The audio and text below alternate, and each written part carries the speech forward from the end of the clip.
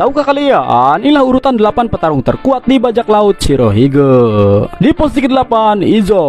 Izo tidak banyak disorot di Marineford, namun dia ini salah satu dari 10 samurai Kozuki Oden. Ya, bahkan satu-satunya samurai yang menyadari Oden ingin pergi menyusul Whitebird. Jadi observasinya tak bisa diremehkan. Begitu akhirnya beraksi di Wano, kita pun melihat kemampuan Izo. Dia memang benar-benar ahli menggunakan pistol, tembakannya akurat dan bisa mengejutkan lawan yang tidak siap. Di posisi ke-7, Joju.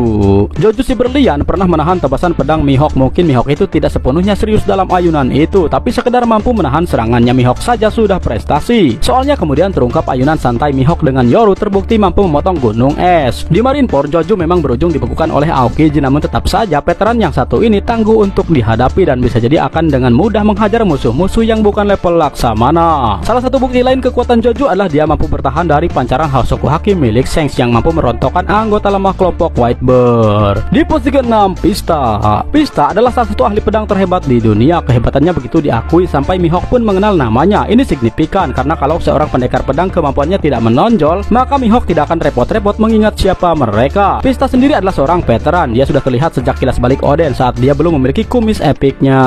Di posisi ke-5, Port Ghastly S. Ingat, inilah petarung terkuat kelompok Whitebird dalam sejarah One Piece. Jadi anggota yang almarhum pun dan juga keluar dari kelompok juga dihitung. Yang menarik soal S adalah kekuatannya diakui oleh Blackbird. Teach sampai menegur saat anak buahnya ingin ikut campur. Teach bilang kalau S di luar level kekuatan mereka. Gambaran kekuatan S memang sempat kita lihat di masa lalu di Alabasta dan juga saat melawan Blackbird. Iya, tampaknya ada di level kekuatan Sabo saat ini ataupun berada di level Komandan Yonko, namun sayangnya dia sudah almarhum. Di posisi ke-4, Marco.